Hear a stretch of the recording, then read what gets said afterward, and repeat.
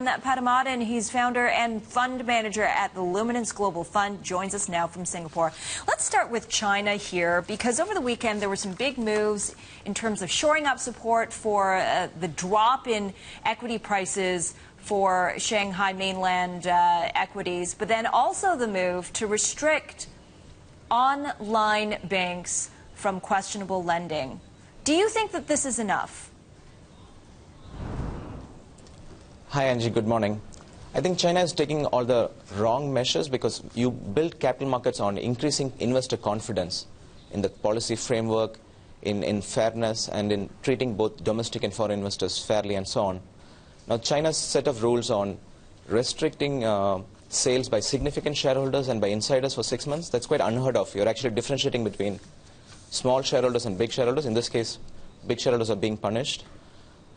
Currently, it looks like they're in panic mode. I know the markets are going up, but that's not a fundamental factor. Fundamentally, the market has actually probably regressed in how it is moving. China was moving from an emerging market to a developed market. It was going in that direction.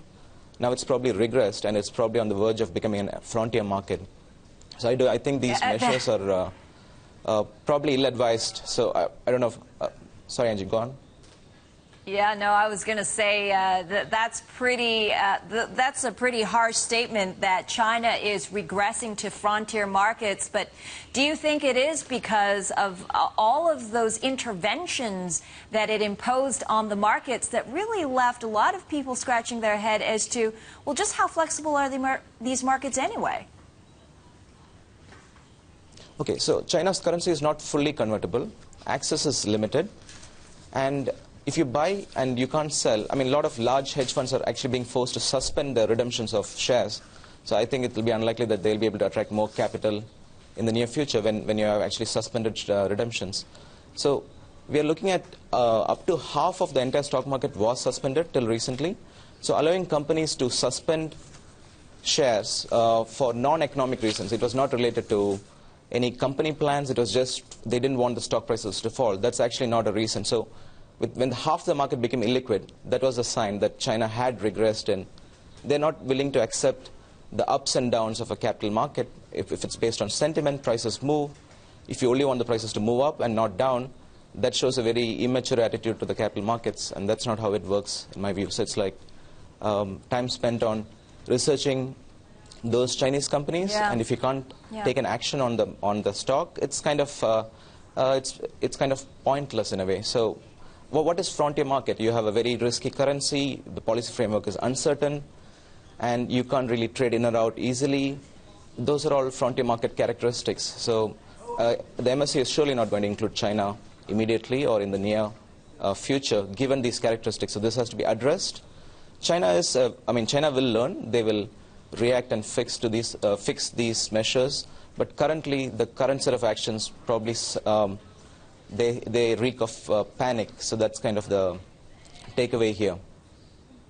Well, what do you think is going to happen this week? I mean, we saw some price recovery in Chinese markets last week. It seems to have calmed down, but is it the calm ahead of another storm? What do you think is going to really drive markets this week? I mean, we're already seeing some tepidness and some sell-offs right now in the markets that are open.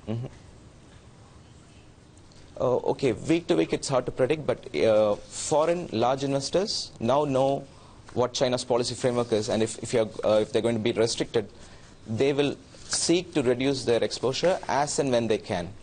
Retail investors probably like the policy support and the rate cuts, so they will probably jump back on. So I don't have a week-by-week preview, but it's kind of put a lot of people off China, and they would reassess the China weighting. A lot of people actually started buying into China ahead of the MSCI reevaluation of whether China will get into the indices. Now they will start moving out as soon as they can. They'll start selling head shares of the large names and so on. Yeah. So the reassessment of risk will have a bigger impact, and that will be a 3-6 month horizon. I mean, the really large funds take weeks and months to move their position. So it's not a week-by-week thing, but it has changed the tone on China. It's changed the perspective on China. Okay, all right. We'll keep an eye on those foreign outflows. It's an important marker to be sure. Roshan Padamadan, thank you so much for joining us out of Singapore today. Luminance Global Fund, their founder.